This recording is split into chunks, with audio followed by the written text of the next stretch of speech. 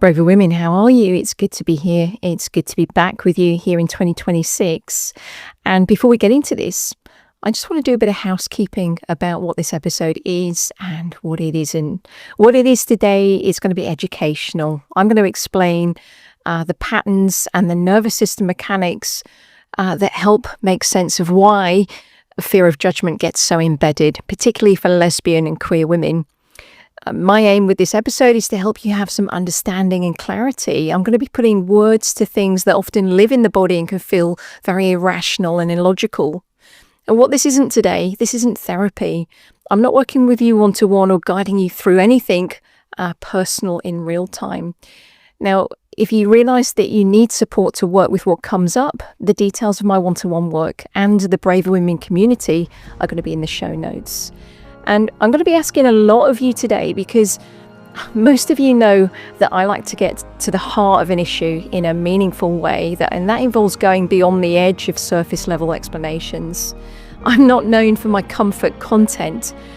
We're going to be getting into the mechanics of what your system learned and why it learned what it did, and that's going to feel uncomfortable at points. So I'm not saying that you need to brace yourself for this episode, but just notice what lands as you listen today. It's going to feel deep at certain points. And I've got a lot to talk to you about. So let's get into it. Now, everybody wants to fit in, don't they? And the people that we admire the most are usually the ones who stand out, and they do it on purpose. But for LGBTQ plus women, that isn't just some empowering idea that you can pull off at the drop of a hat, because a lot of us haven't always had the safety to be authentic or visible, not without it costing us something. If you've got lived experience with feeling this, then you'll already know what I mean. So if you've ever been told, oh, hey, just stop worrying what people think and just be yourself, and you've thought, you don't really understand what this feels like, then this episode is for you. And in this episode, I want to talk to you about why fear of judgment isn't a confidence problem. It isn't a personal weakness either, and it's not something that you can just logic your way out of. It's a learned nervous system pattern, and once you understand what it was built for, the whole thing will start to make sense for you. For a lot of lesbian and queer women, worrying about what others think didn't just come out of the clouds. It didn't just come from nowhere. And it isn't just your personality or who you are. Although I know some of you sadly treat it as it is, because it's something that you've carried for so long, it can start to feel like it's embedded in your sense of self.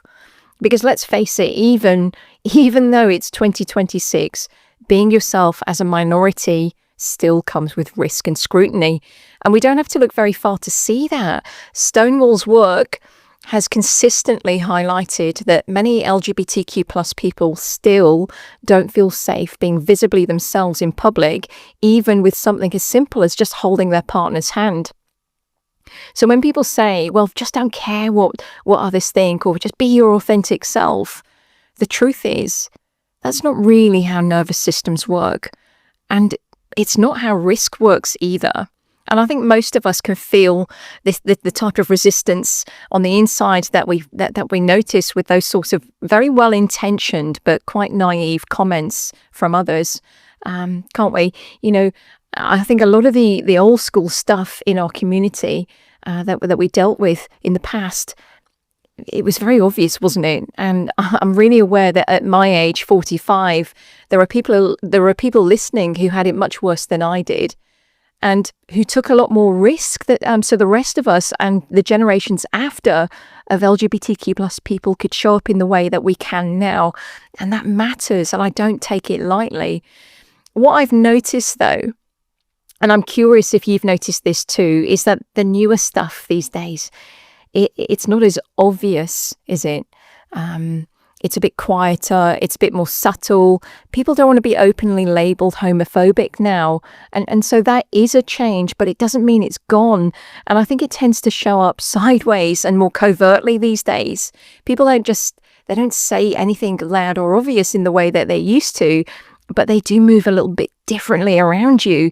And I think most of us have felt that at some point, haven't we? It comes out in It comes out in tone, in those assumptive microaggressions like who's the man in the relationship, or if you're a bit more boyish with your hair or clothes, you're more susceptible to being labelled intimidating or abrasive. It's masqueraded behind what seems like everyday behaviours or comments that quietly communicate dismissal, being talked over or explained to, ideas being ignored and then praised when repeated by others. What you're invited to, with a caveat of, oh, don't make it awkward, or can you just wear, those type of comments. Partners being referred to as, oh, that's Jane's friend, those little moments of awkwardness that you're expected to pretend that you didn't notice, or worse, made to feel like you're just imagining it. And if you're nodding here, it makes sense. So I know this has been my personal experience throughout my life, and it's been the experience of my clients too. And this isn't anecdotal. Gender studies, even in 2026, show that gender non-conforming women in particular continue to face higher levels of social surveillance. And all of what I've just mentioned here, because gender non-conformity, it disrupts social sorting. And humans and our brains are far more attached to sorting than we care to admit. LGBTQ+ people, we interrupt unconscious norms. We trigger uncertainty in people. And that's why we get the does not compute stares, or we find ourselves on the receiving end of jokes or private sniggers. And it's hard not to internalize that because it bloody hurts. It's painful. And often it can be scary. And I think the main thing here is that over time, it wears you down. And I think many of you will agree with me when I say this. Sometimes just holding your hands up and giving in to conforming and actually worrying what others think isn't a lack of pride. It's a survival strategy to avoid the very real fear and the pain, or worse, the danger of being scrutinized in public. And, I had a chat with a friend recently, and she said, I've never doubted the need to be out. She's never doubted the need to be out her whole life, but she started thinking recently, well, how can I look less visible at work? How can I start passing as a straight woman? And this isn't because she's ashamed. It's because she's tired of all the subtle stuff, the offhand comments, the feeling like she's being watched, she's been weighed up and managed. And I find that heartbreaking. And it's not the first time I've heard something like this recently either. I hear it a lot. And I've experienced this too. Back in the day, walking into an office as a confident, androgynous presenting woman with short cropped hair, dressed in a suit, even when I felt $1 million, it wasn't ever met with applause or warmth. More often, it was met with gossip and questions and the kind of silence that drops the moment when you walk into a room. And I've been that hot potato before, the one person in professional environments where people tiptoe around you or avoid you entirely. And it's not because they respect you, it's because they're afraid of saying the wrong thing. So they say nothing. And you're left carrying the emotional labour of their discomfort while pretending that you don't notice. And all of that adds up, doesn't it? And I wonder, as I'm talking out loud about this to you, whether you've got those historic examples of your own and can notice any familiarity in what I've named so far, and realise how at times it's impacted you and how you felt in your own skin. This history I've talked about is really important because time moves on, but the impact doesn't just disappear. It gets stored in the nervous system. The body remembers things long after the history's moved on. And I suspect many of you will recognise yourself in some of this. And if you do, stay with me because we're about to get inside the pattern. And given the political climate of what's going on in the world, I'm definitely not going to sit here and tell you that the fear of judgment is something that you're going to get over overnight. But it can, and my clients will attest to this, it can become something that you orientate your life around much less once you stop inaccurately blaming yourself for being some sort of a problem. I think it's important to say here too that when you've been stung like so many of us have, the fear can be the thing that works in your favour as a signal you respond to that's intended to protect you and keep you out of harm's way. None of what I'm talking about today is going to involve muscling through or trying to brave it out. I think the best way to name what we're going to uncover is the kind of fear that causes you to live small, to stay hidden, to miss out on opportunities for relationships, career moves, travel, or other meaningful moments of joy that you're perhaps not allowing yourself to even entertain, because stepping out of your protective patterns that just aren't working anymore, that are very historical, feels so hard that you feel stuck. So your head is saying, oh, wouldn't that be a great thing to do? But you're living like your body is making you feel choked because of this fear. And I think before you can begin to tackle the fear of opinions or judgment, I want you to understand what's going on behind the scenes for you, what's going on inside of you. Because for many lesbian and queer women, the habitual coping mechanisms that maintain fear of judgment shows up as hypervigilance, constant scanning, being on alert. Your self-worth ends up being tethered to external cues, not just looking for reassurance, but carrying the silent sense of responsibility for other people's reactions and potential outcomes. And it can sound like, what if they think badly of me? Do I look too gay? Am I too feminine to be a lesbian? What if they think I'm not really gay because I've been married to a man? What if they get the wrong idea about who I am? What if they talk behind my back? What if they think I'm lazy? What if they think I'm stupid, selfish, too much, not enough? And it goes on and on and on, doesn't it? You know, this narrative in your head. And you can probably hear your own what if they think joining that list as I say it. It's painful, isn't it? It's painful to hear all of that out loud. And yet you've probably carried this all while still trying to function and manage within your life. Most people I meet who carry these worries don't say, what if they think they don't say that clearly to themselves. It just stays vague. It stays as just an unnamed fear, an uncomfortable sensation in the body. It stays just under the surface. But if I was going to say plainly what's really going on behind the scenes, it's this. You're believing shit FM, that radio channel in your head that predicts utter chaos. You're rehearsing all of the what-if eventualities before they even happen. It's like a mental audition in your mind and your body. And that's the thing, more importantly, you're battling with the pain of these worries, not just in your head, but painfully and silently carrying them secretly hidden in your body. That's the reality of it. And I know because I've been there. I also know that there's not a single client who's sat down in front of me and not said some version of, you know what, Leanne, I'm really scared of what people think of me. And I can see the physical results in real time as they say it, you know, the flushed cheeks and neck, eye gaze, looking down, breathing changes, even shutting down mid-conversation when we touch something important. And this is very real. This is the weight of it. It's not just in your head, it's in your body. And I know so many of you listening have carried these exact fears in your body. In your chest, in your throat, your stomach, most of your life too. And you've carried them while managing how you show up, how you speak, how visible you are, how visible you're not, how you dress, how you wear your hair, how gay you look, how straight you look.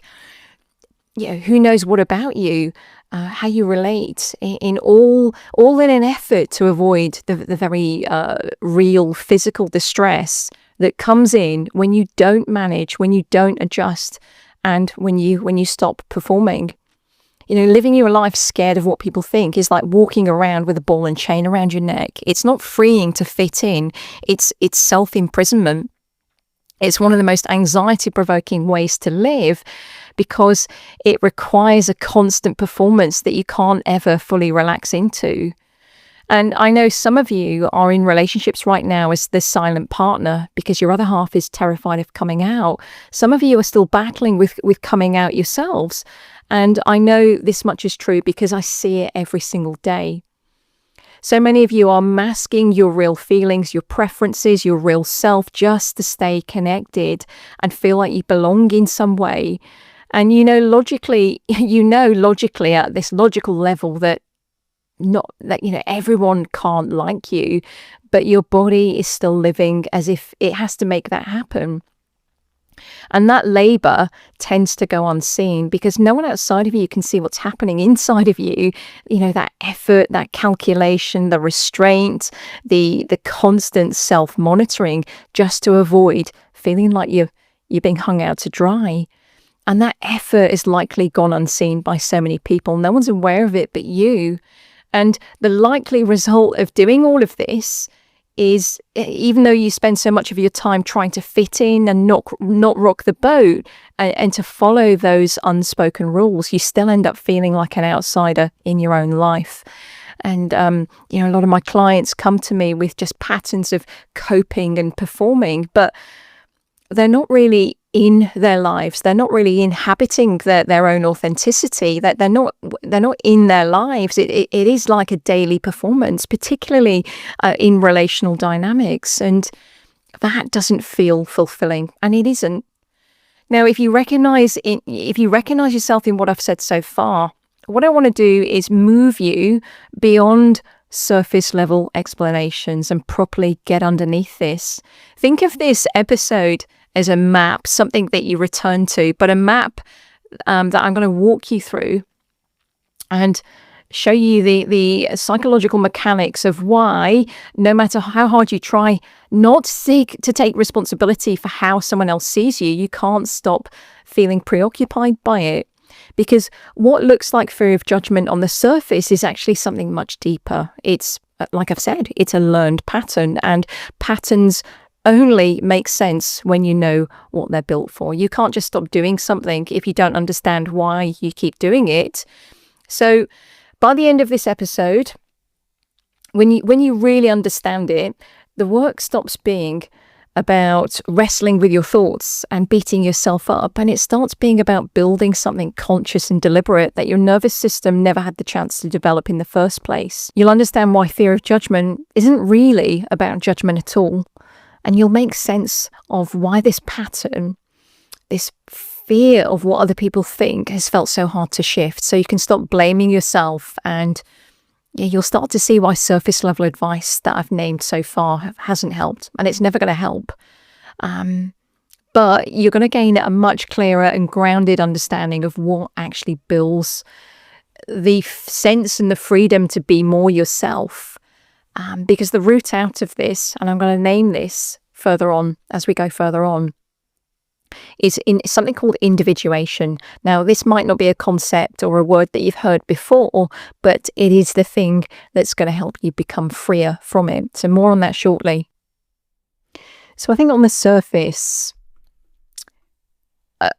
being scared of what other people think can sometimes get labelled inaccurately as just insecurity or overthinking. And I think, yeah, it does cause insecurity and it does cause overthinking, because it's what this is these terms are much closer to coping mechanisms, what I'd call a survival legacy. You know, growing up in a predominantly straight world, many of us have learned really early on that emotional safety with others around us wasn't always a given, and it depended on reading rooms. It depended on scanning faces and being really adept at picking up on tone and then quietly adjusting ourselves to fit the room that we're in or the people that we were surrounded by. And over time, those types of coping mechanisms, they become so automatic that you don't even realize that you're doing it anymore. And for some of us, it becomes so normal that the idea of just being yourself, it doesn't feel liberating at all, does it? It feels risky, it feels really exposing, and sometimes quite terrifying. And that reaction alone, if you're noticing those feelings when it comes to the idea of just being yourself, it tells you something really important. Everybody likes the idea of being themselves, don't they? While not giving too much of a shit what people think. But I think it takes a particular kind of courage to live that way, especially when your nervous system learned early on that belonging and safety weren't automatic and weren't always guaranteed. I remember receiving coaching in public speaking many years ago, and it was something that I always wanted to master. And I remember telling my coach at the time, I remember saying to him, hey, listen, I'm really scared as hell about this. And I'm scared of holding an audience. And the response that I got was, well, you talk to your friends, Leanne, don't you, without going red or being scared. What's the difference? And I think looking back now, that was some of the most tone-deaf coaching that I ever received. And it genuinely left me thinking, what the hell? There's something wrong with me. There's something wrong with my confidence. I'm never going to be able to get this. There's just something inherently wrong with me. And here's a less comfortable truth, fun fact about me that you might not have known before. In the days before Braver Women even existed, when I was training, I remember thinking, who the hell is going to take me seriously? Who's going to listen to what I've got to say anyway? I'm going to get so much shit online for being the tomboy therapist with the trademark short hair and who wears a suit. And I sat down with my business mentor at the time and I said, hey, Alex, it actually feels safer for me to work with people who are going to resonate with me. And that's how I decided on my niche. I'm glad I did, by the way. But at the time, that fear made being seen publicly feel loaded and risky. And what I didn't have at the time when it was coming up and I was battling with it, I didn't have a proper understanding of what was behind it. I'd just rather pretend it wasn't there. But understanding the fear is what fired me up, and it made me more determined than ever not to have women in our community spending their lives tiptoeing around everybody else.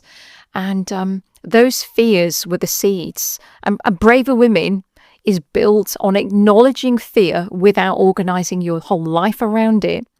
So I want to talk about what's really going on here.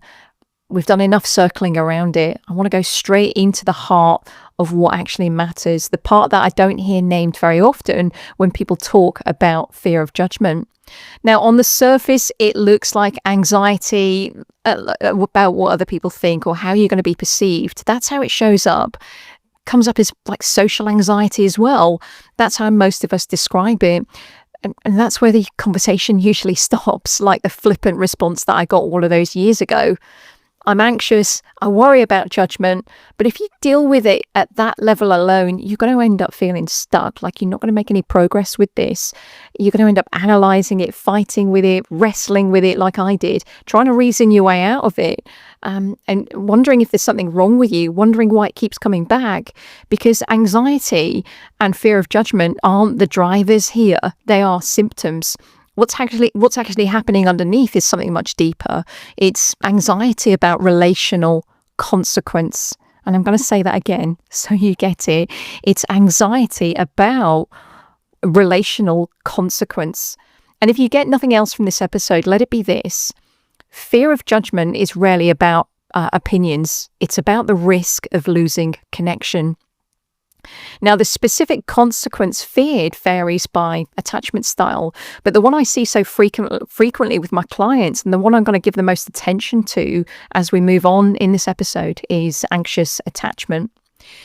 When someone has anxious attachment fears, distance can feel like a sign of impending abandonment. So they react by seeking reassurance to repair the bond before it breaks. So when that fear kicks in, your nervous system isn't really asking, do they approve of me or am I good enough? It's asking something much more basic and much more bodily. If I'm myself right now, do I belong? Am I still connected? Am I emotionally safe here? And that distinction matters more than you'll realize, because once you start to see that this isn't about needing approval or more confidence, the whole thing starts to make sense in a different way. Now, confidence and approval are involved, yes, but they're the effects, not the starting point. When belonging feels uncertain at a nervous system level, approval and getting approval from others becomes something that you look for, and confidence, your inner confidence, becomes really fragile and hard to hold on to. You know it's a nervous system level. You know it's operating at a nervous system level when it doesn't feel like a belief or an idea that you chose or a thought that you can reason with, it just feels really fast and automatic. It feels really physical, like it's almost like your body reacts before you've had a chance to decide anything for yourself. So instead of, oh, I think they might judge me, it's more like, oh God, here it is. You know, your chest will tighten, your stomach drops, your throat starts to close up. You start to feel that, that feeling of being exposed. And it's like, on the inside, it's like I feel on edge, even though nothing's happened and I haven't even done anything yet. And that's the key difference. That's the key to understanding that it's in your body. This is a pattern in your body. Now, thought level fear sounds more like an internal conversation, and you can hear it in your head. You can argue with it, and you can even roll your eyes at it. Nervous system fear feels like what I've said. It's a state change. One moment you're okay, and then next you're not. And this is where people get frustrated with themselves. You might be thinking, well, I know this doesn't make sense, or nothing bad's happening. Why am I reacting like this? But by the time you're asking those questions and going in on yourself, your body is already shifted. And that's how you know it isn't about logic or confidence. It's about a body that has learned to react first and explain later. So you probably want to know what I mean when I say relational consequence and how this links, and why your body reacts so intensely to, what if they think badly of me? Because here's the thing. You weren't born scared of what others might think. That part is learned. It's very much learned. Worry about what others think is cognitive and social. It lives in the mind. It shows up as a thought-based worry about your self-image, how you look, how you come across, how you're perceived by others, whether you've said the wrong thing or whether that message that you've just sent sounded a bit off, whether you look stupid or awkward or perhaps too much or even too confident, that familiar mental loop that most of you recognize. And that's usually where the conversation stops when trying to deal with this. This is why you feel stuck. But what I'm describing when I talk about relational consequence is something much different. Because on the surface, you might be telling yourself, I'm really worried about what they think of me. But if you slow down and really listen to your body, it's bracing for something else. And the real crux isn't what they think. It's what happens if they think the worst. What does that mean for connection, for me and the connection, for emotional safety, for belonging? That's a very different question. So I'm not going to argue with your thoughts if you have these, and you shouldn't either. They make sense given what your system has learned, particularly with some of the history that I've talked about. Of course, those types of thoughts are going to show up. But I want you to understand why those thoughts feel so urgent and hard to ignore, because the thoughts aren't the problem. They're actually messengers. Think of these thoughts as the conscious expression of what your system has learned about connection. Think of that surface level thought as the flag waving at you, trying to get your attention. The urgency doesn't come from the thought itself. It comes from what your body is predicting might happen if connection is threatened. And this matters because the stress test isn't theoretical. It shows up in real relationships, in real moments when somebody goes quiet or they pull back or those looks of disapproval or something feels off. This is a learned nervous system pattern. And it doesn't dissolve just because somebody says to you, hey, stop caring what people think. Just don't give a shit, just do it. Because if it was that simple, it would have worked by now. Now, the reaction, it's not coming from logic. It's coming from a system that learned that connection wasn't always guaranteed. So connection becomes conditional and not in a conscious way. This is why fear of judgment feels so intense, because it's not about the opinion itself. It's about the felt risk. It's like, if I let myself fully connect to you and you judge me, what am I going to lose? And a lot of women don't realize this, but they're not avoiding connection. That's not the thing that you're avoiding. You're avoiding what I would call unprotected connection. You've learnt to only step in when the outcome feels controlled. And if I was to give this felt risk a voice, it would say something like this. Connection with others or with situations is something I only allow when I think I can control the outcome. I'll only step in when I believe that I won't be judged. It's like playing a game that you're only going to play if you think you can win. And this is how some of you are living your life, you know. It's that conditional need for acceptance before you let yourself step in. And here's the painful irony that so many of you carry. You know, this is common for everybody within our community. First, we were hurt by conditional acceptance. Then we learned to make conditional connection conditional ourselves to avoid being hurt all over again. And it's almost like protection over presence. And the cost of that trade-off is anxiety. It's constant relationship management and emotional loneliness. That's the hard one. And that's the thing that most people miss. You know, you can be surrounded by loads of people and still feel like that nobody truly gets you. And it's like you're in the room physically, but you're not engaging as the real version of you. You're not letting anyone get beyond the performance or the mask that you put on. So to bring this all the way back round, relational consequence is the perceived or the anticipated cost of being fully yourself in connection with others. And, you know, you're not bracing for judgment, you're bracing for disconnection. And that is the pattern. So just let's get underneath it a bit more. And the first thing to be aware of is that this shows up as a visceral sensation. And what I mean when I say that, it's very felt. You can feel it. You can locate where it is. And you know, we've talked about the stomach and the throat and the chest, that type of thing. And this sensation is often rooted in something that we call implicit memory. And meaning that you didn't choose it. But awareness of something you didn't choose can be the first step to deciding whether you want to keep letting the pattern run or whether you want to learn to interrupt it. Now, let me explain this for you so you can understand it properly. This isn't something that you sat down and consciously learned as a kid. You didn't have the words, you didn't have the perspective. This is what I'm talking about when I talk about implicit memory. Your nervous system picked it up early just by being around an emotional atmosphere, learning how emotions were handled, pre-verbal, from moments when you were very, very young. Implicit memory comes from early experiences and those observations, long before you had the language, where people around you, their states, other people's emotional states were linked to blame or withdrawal or threat or that instability.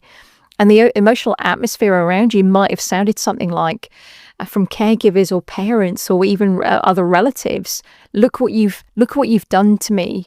Look what you've done. You've upset me, or you'll be the death of me, or you're going to put me in an early grave. That type of language, that type of response. Or you might have experienced the caregiver being really angry or breaking down or shutting down or using silence in response to your behavior or even to their own emotions. And if you're thinking, well, yeah, that's familiar. That sounds like my house. I'm with you. That's why this fear doesn't feel like a thought that you can simply just talk yourself out of. It feels like something that you have to manage because your body learned very young that someone else's distress signaled uncertainty. It signaled danger, panic, or the threat of rupture between you and them, that disconnection, that relational rupture. And that's what I mean when I say relational consequence. So you're not being dramatic. Your body is doing what it learned. If you find yourself on alert and scanning for signs of approval, this isn't usually about consciously trying to be liked. I want you to look closer at this, bearing in mind what we've talked about so far. This is about trying to prevent rupture. And it's not, please like me, it's please don't leave. And yes, I'm going to repeat this because it really matters. It's not, please like me, it's please don't leave. So many of you are masking your real feelings, your real preferences, your real self just to stay connected. And you know logically that everybody can't like you, but your body is still living as if it has to make that happen. Your body is still reacting to what it learned. It's still operating from the past. So while the conscious part of your mind is here in the present day, that's why you can logically know that you're safe and still feel unsafe. This is about managing closeness. It's attachment. It's about inclusion and belonging, not your reputation or your status, even though sometimes it feels like that. Because reputation and status are about managing how you're seen. This is about trusting whether you're still safe to belong. It's about trusting whether connection survives when you show up as yourself. And that is a much deeper fear than what if they judge me? So I want to name this clearly. Fear of judgment isn't a fear of someone else having an opinion of you. It isn't just that. It's the emotional memory of what your body learned came with not doing what was expected as a child. So you're not insecure. This is something that you have learned. And that's the bit that a lot of people miss when they tell you just to be yourself. It's so surface level. It just ignores what's going on, what the blueprint of your childhood has taught you. And this is why it can show up so disproportionately in women in our community who grow up around shame and emotional fragility and criticism or conditional acceptance. Many of us grew up in environments where attachment and safety was dependent on meeting conditions in ways that straight and gender-conforming children were far less likely to experience. And then you add identity on top of that, and it becomes a bit of a double bind. I know for me as a child, kicking a football around the street and wearing a dress with red ribbons in my hair, with all the boys, being labelled a tomboy and only ever being praised for being good or clever or quiet or performing well at school, all of that had an impact. And I remember as a child wishing that I could be a boy, not because I wanted to be a boy, but because every part of me rejected the traditional gender-conforming way that I was expected to look and move throughout the world. And this is this one memory that sticks with me as a little kid. I remember after a bath, my hair would be wet and I'd go into my room and I'd be in the mirror. And I remember I'd slick my hair back. I'd slick my fringe back like Elvis. I really loved that quiff look. And I'd hold my hair behind my head just to see what I'd look like with short hair. And I must have only been about 6 or 7 years old. But I really remember that and I loved it. I loved that moment. And I remember thinking, I wonder if I ever will be able to wear my hair cropped like this when I'm older. And just for a few quiet minutes on my own, a few secret minutes, I could just be. And then my mum would come in with a towel and I'd have to have my hair dried and all of that. And I'd go back to being that little girl that I was supposed to be. And even then, the mask went back on. And I'd learned a way to stay connected to myself in some private way, secret private way, while performing a role. So I wouldn't be labelled weird or rejected by my sisters or looked at funny by my parents. And that sounds small hair. But for someone who's non-gender conforming, that moment isn't trivial. It's the beginning of learning that who you are and who you're allowed to be don't quite match. And I tell you that story because that was the seed of the pattern. And self-expression and belonging didn't feel automatically compatible for me.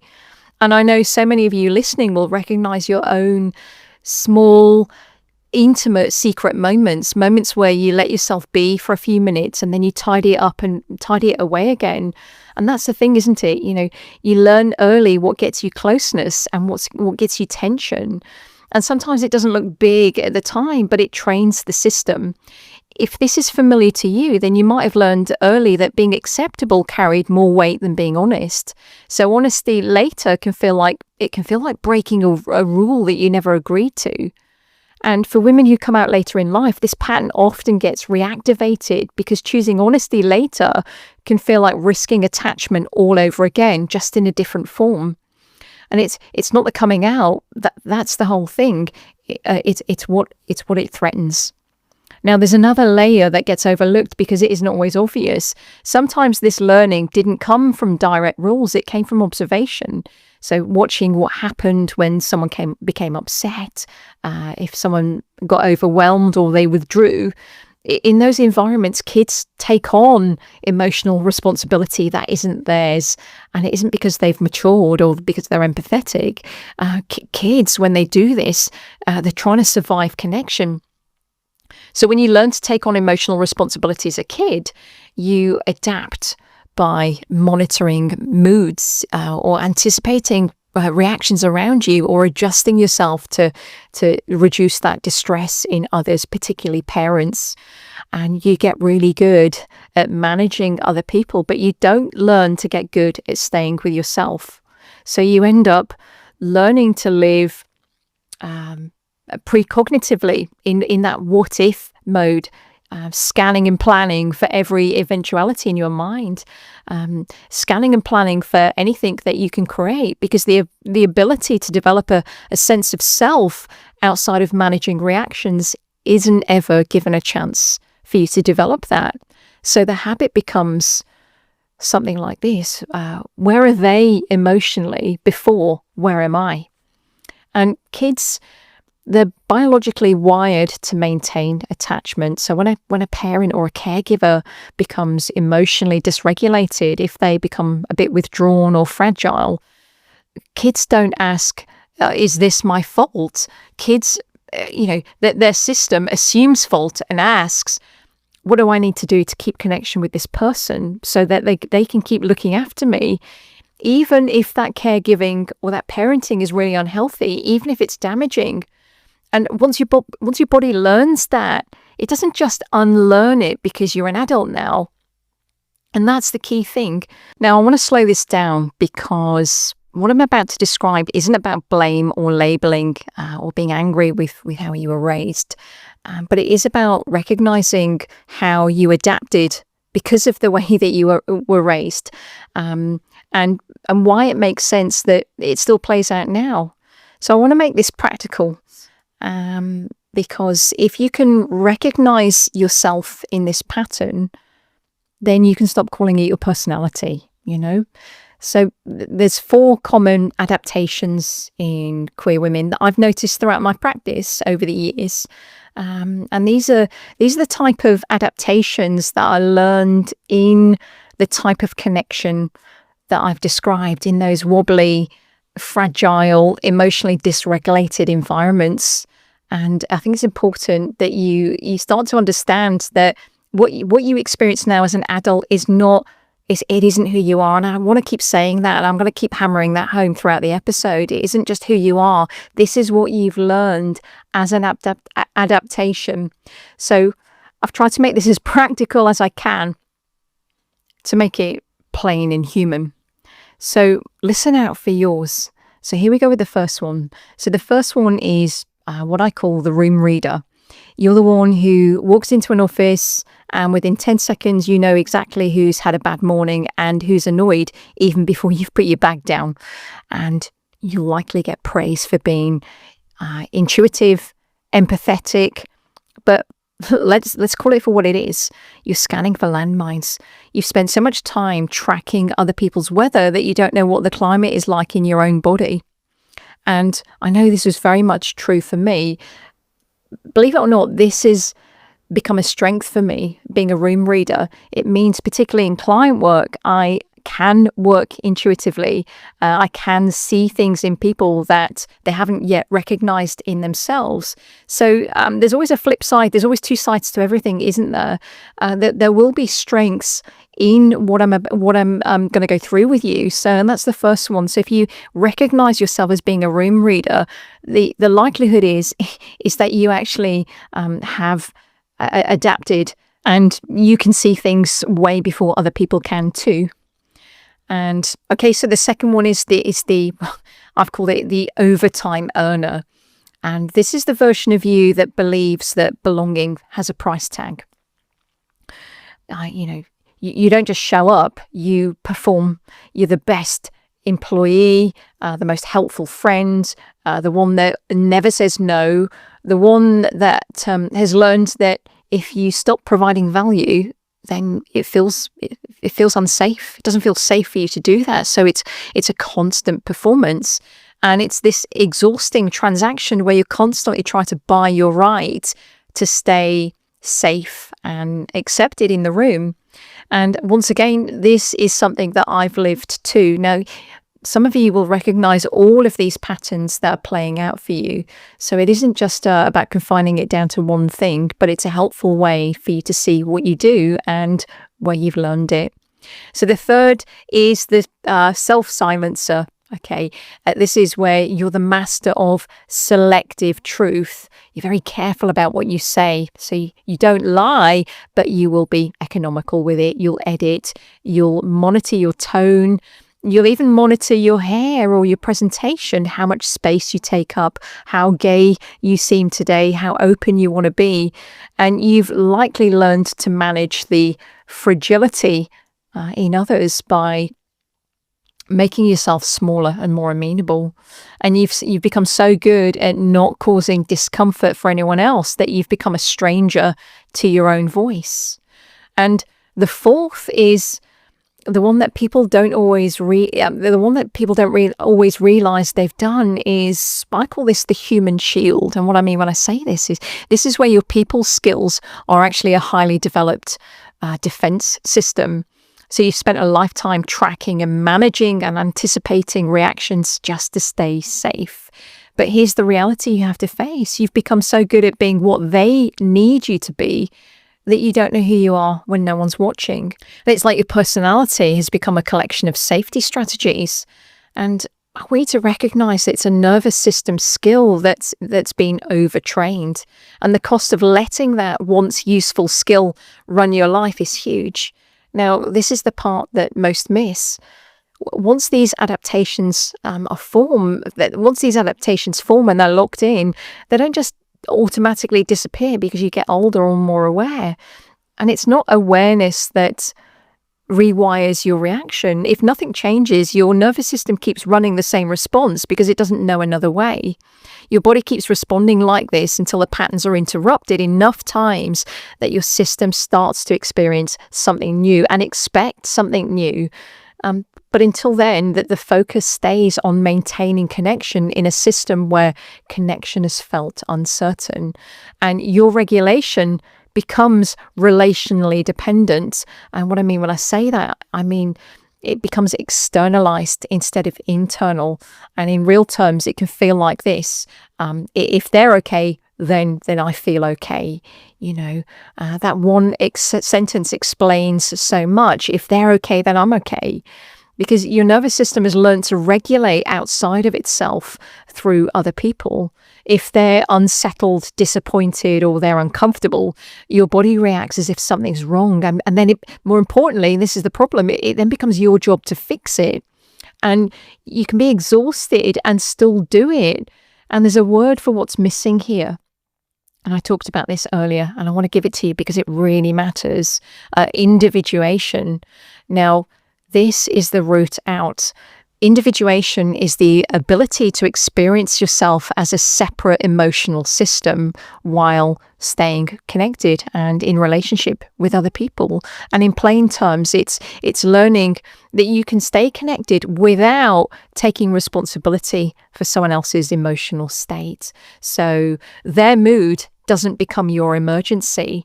When individuation hasn't developed or it hasn't been given a chance, once again, it's not your fault. If individuation hasn't been given a chance to develop, other people's emotions don't register as their emotions. They feel like something that you have to take on and manage. And that's why fear of judgment feels so intense, because judgment doesn't feel like an opinion. It feels like a threat to connection. And without individuation, connection feels really unsafe unless you're managing it. With individuation, connection can stretch without collapsing. It can wobble without you panicking when you have that. And this is where the consequences land. You learn how to keep relationships stable, but you don't know how to remain regulated when someone else is uncomfortable or disappointed. This taking responsibility for how others feel and organizing yourself around managing their emotional state is known as emotional over responsibility. And just hearing that phrase can make you feel a bit called out. And I'm not calling you out, by the way. I'm just naming the pattern. I want you to see it. Because if you think about emotional over responsibility and individuation, they're both linked in the sense that if you can remain individuated as yourself without becoming immersed in somebody else's emotions, then it's going to feel less threatening when somebody kicks off, or they raise an eyebrow, or they don't automatically agree with you, or there's a difference of opinion, that type of thing. And here's the link that I want you to understand, because this is where people can get stuck. Think about it like this. Fear of judgment is like a signal, but over responsibility is the strategy. And it's like fear of judgment is what you feel, but over responsibility is what you do in response to that feeling. When a nervous system learned early that other people's emotional states come with consequences like withdrawal, anger, instability, or a loss of closeness, that is scary. It's not nice, is it? And so it doesn't register that, okay, well, that person's not happy. It registers to a child as potential danger. So your body reacts fast, even if the situation is small. So fear of judgment becomes the early warning system. And if we were to give it words, it would be pay attention, connection might be at risk here. And over responsibility becomes the adaptation designed to prevent the pain or that danger. And so instead of waiting to see what happens, your system gets ahead of it. So you'll find yourself monitoring moods or anticipating reactions, or over-explaining or softening your words. And what I mean when I say that is, using the wishy-washy language, like kind of, or probably, or sort of, or you're never really direct in what you want to say. So you find yourself adjusting and fixing and carrying the emotional load so other people around you don't have to. You take it all on your shoulders, and it's exhausting. And you might not even realize that you're doing it, because it can be confused with, well, I'm just being a good person. I'm just being a caring person. I'm just being a caring person. So when you notice thoughts like this, like, what if they think badly of me? Or what if I upset them? Or what if I'm misunderstood? What's happening underneath that is something more basic and bodily. If they become uncomfortable, will I lose safety? Will I lose that connection? And what do I need to do right now to stop that from happening? And that's where the over-responsibility comes in. It's the attempt to control the outcome by managing yourself, by managing your tone, your realness, your truth, even your needs, and often by managing the other person's emotional state too. And it's you trying to guarantee the relationship never ruptures. And living like that has consequences. I mean, I'm exhausted pointing it out. It is, because, and I recognize this because I spent so many years living like this myself. And I know some of my clients listening to this podcast episode will be smiling, because we've been through this together too. All of it all comes out. And it's exhausting, not just for stress levels, but how stable you feel inside yourself. That is the problem. That's where the pain point is. Because when your attention is consistently directed towards managing other people's emotional states, and it's important to name here, something else quietly gets traded away. You begin to trade your realness, your authenticity, your real responses, your real thoughts, the real version of you, for the sake of attachment. And your nervous system learns that being fully yourself is risky, and that safety comes from adjusting instead. That's where the reinforcement comes. The more that you adjust, the more that your brain starts to think, oh, okay, well, she's feeling relief. And that, just naming it like that, helps you to see what negative reinforcement is under the illusion of some of these adaptations. And that's where the feeling or the idea of, I don't know who I am, comes from for a lot of women. That's the mechanics of the trap. Because your nervous system learned that keeping everybody steady was the only way to keep yourself safe. So you stay on alert, you stay adaptive, on guard, even around people that you trust. But here's the sting. Your system never learned how to stay with your own experience under relational strain. It never learned how to handle the tension of being misunderstood or being disagreed with. So the moment you feel that pull or that relational strain, your body treats it as if it's like a life or death emergency and abandons you to go and save them. So for many LGBTQ plus women raised in emotionally fragile or critical environments, it's always safer to track them than to actually feel you. And attunement to others effectively replaced attunement to self. So what gets labelled as anxiety or people-pleasing is often a form of emotional surveillance where you've outsourced your guiding North Star. And it can show up like this. If I know where you are on the map, then I know where I am. But the moment you move, my whole world tilts. And instead of finding your way back to yourself, you spend your life trying to manage their location so you can feel steady again. And that's the loop. And you see it in full color the moment when, let's say, use an example, like a text message goes unanswered. That's a common one, isn't it? Where, you're waiting to hear from somebody, you've asked them a question, and there's no information. And after a while, you feel that drop of panic in your gut and your nervous system. And what your nervous system does is it fills the vacuum with a threat response. So you start scanning. Did I sound too blunt? Oh my God, why are they taking so long? Did they think I was stupid? Did they decide that what I said was too much? Do they still like me? And without even giving yourself a moment to breathe, in comes the self-betrayal, the self-abandonment, because you draft the follow-up, you then rehearse that, you soften the tone. It might be that you rewrite the message 10 times. So this feels right, that looks right. You might add the emoji that you didn't even want to use, or you start backpedaling on what you said just to smooth out that silence in the space. But smoothing out the space and the silence is just another way of saying, I don't matter. It's another way of self-abandonment, self-betrayal. It's another way of completely erasing yourself out of the picture. And you feel fragile because you've built your shock absorbers on the outside. You've installed your stability in other people's temperaments. And you're essentially, think about it like this, like a high-performance car with no suspension driving over a road made of other people's moods. So every bump they feel, you feel it too, and you brake.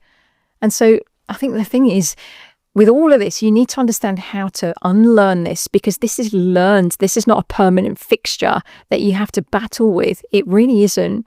But to unlearn it, we have to talk about attunement.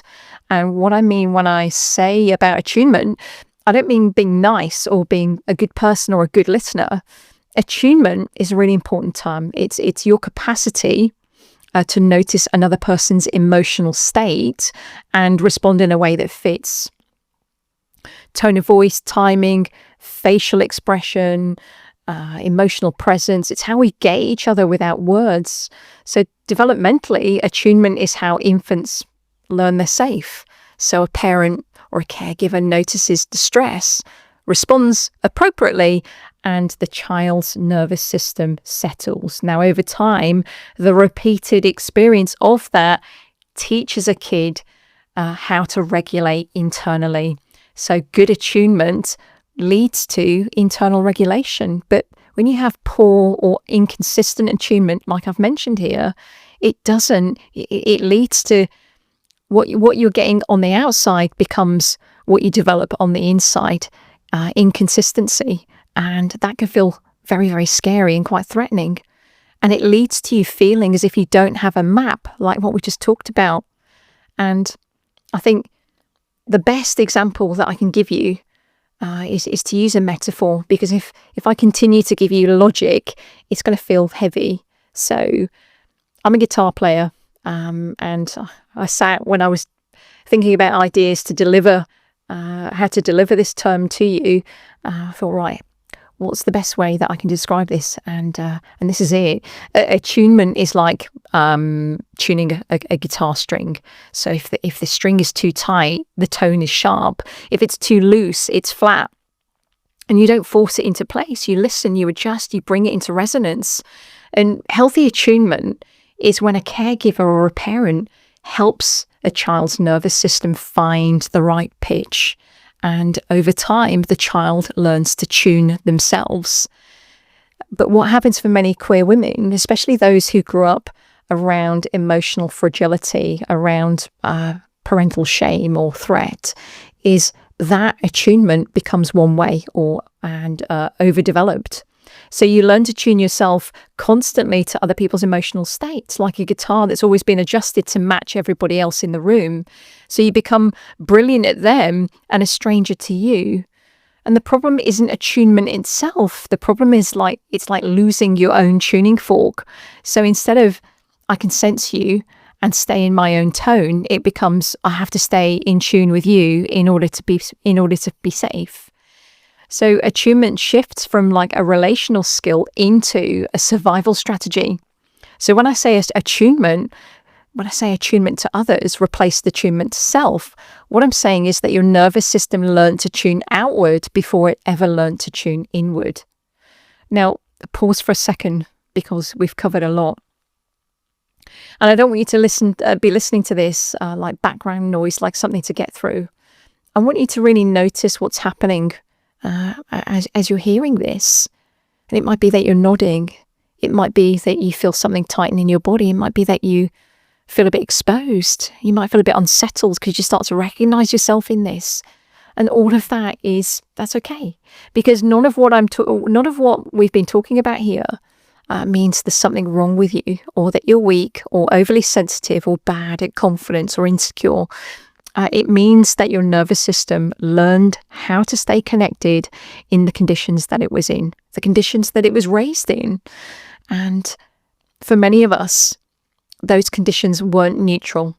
And that double layer is the combination of those early experiences, those early environments that we were raised in with the types of conditions that I've just described, combined with being different, being queer, being gay, being LGBTQ+.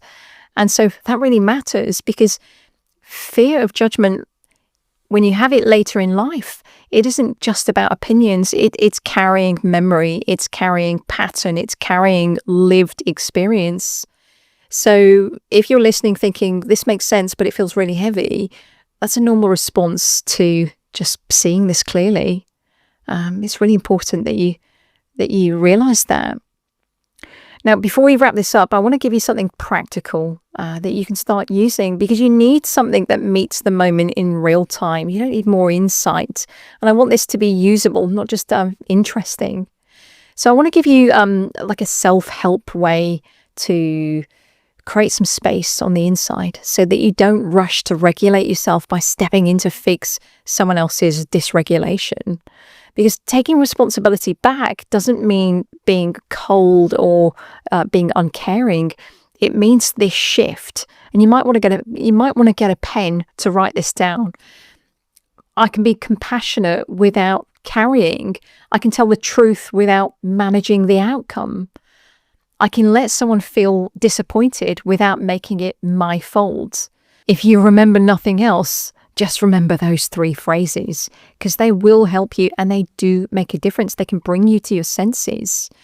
And a simple way to notice the pattern in real time is to listen inside your body for urgency.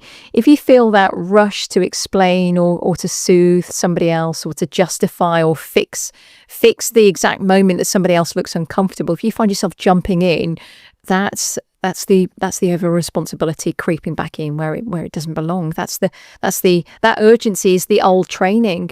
And so the work isn't learning to care less. It's not about you becoming someone different. It's about learning to do different, to start to break the pattern.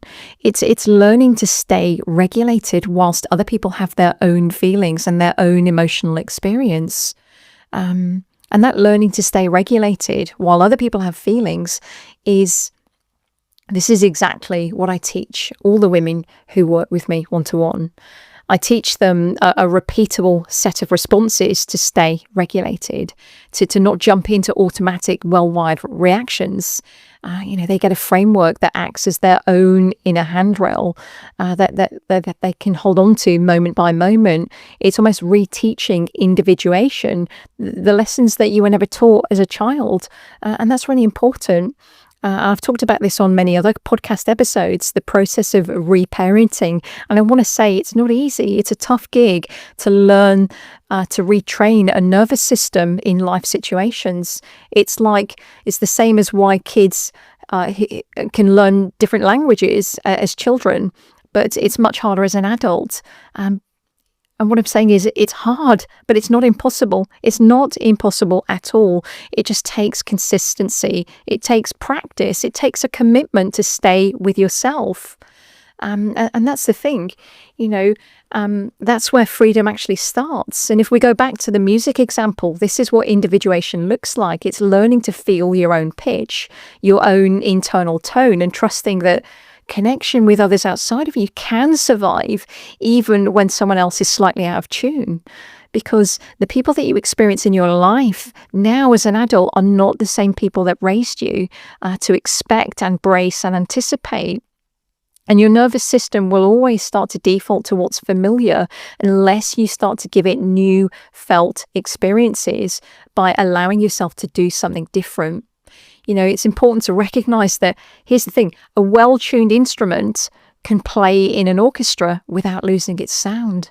This isn't about stoic independence or standing apart from others. It's about recognizing your own role in the harmony and staying true to your own sound while still being in relationship with others.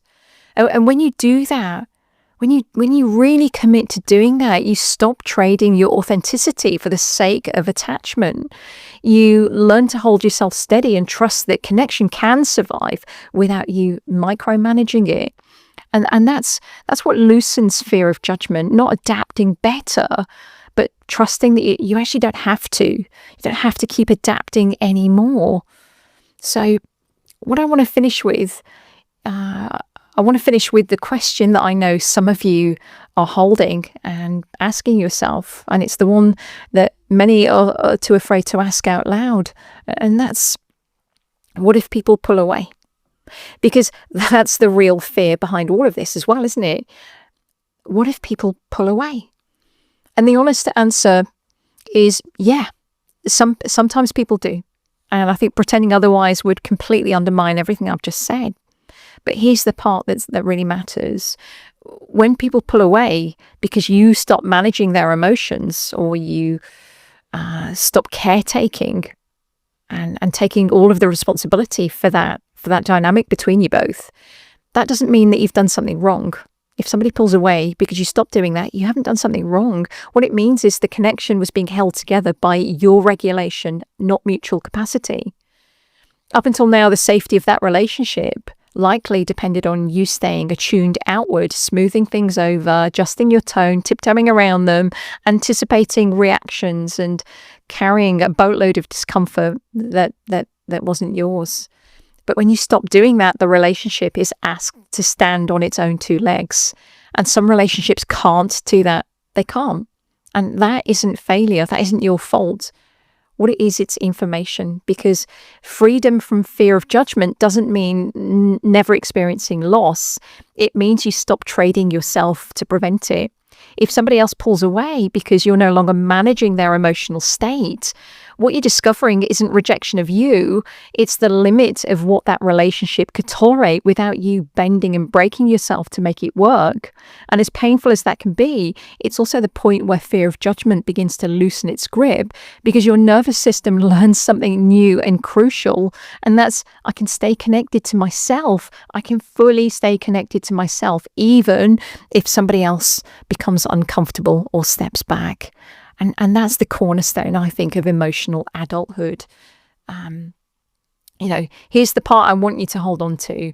When you stop over-adapting, the relationships that remain tend to deepen. The relationships that mean something, the relationships that are genuine, they tend to deepen. And it isn't because they're easier relationships. It's because they're not built on keeping the peace or performing. They become authentic relationships with people who truly understand you, that you don't need to tap dance around for. And they're built on choice, on honesty, and on two people being present rather than one person holding it all together. So yes, some people do pull away. And I say this a lot to my clients when they come to work with me. What I do isn't light or generic therapy. It's deep change work. And I say to all my clients, some of you listening who have worked with me will smile because we've had the conversation that when you change, some of these really fragile relationships that you're hanging on to out of fear of being alone, they break away. And that is part of change. People do pull away. It's part of growth. It's part of being human. It's part of being yourself and staying connected to yourself. Because the work isn't about preventing that at all costs. It's about trusting yourself enough to let connection reveal what it's actually made of, so you can start to see the real foundations of friendship and of your relationships and your connections with others. And that's what emotional adulthood and self-leadership opens you up to. Relationships where you don't have to disappear in order to be important to the other person or to belong. So we've covered a lot, haven't we? Been going for just over an hour now. And I think what I want to do is leave the next step right here, because I think it deserves its own episode. And I think in the next episode, what I want to do is stay on this topic, keep it nice and linked, but I'm going to dive deeper into what I mean by emotional independence, because that is the root out of over-responsibility. It's not about being an island or being detached from other people. It's about healthy interdependence, emotional independence, the ability to stay steady in your own body while somebody else has a feeling. The ability to be with somebody, a partner or a friend or a colleague, without being consumed by them. And that's the work. And that's going to be the next episode. So until next time, take care. And remember that being braver is not about forcing yourself to make monumental moves. It's about taking small intentional steps. And if you like this episode and you got some value out of it, please let me know. Come into the Facebook group. I'll put the group in the show notes so you can come and connect with me. But take care, and I will see you soon. Bye for now.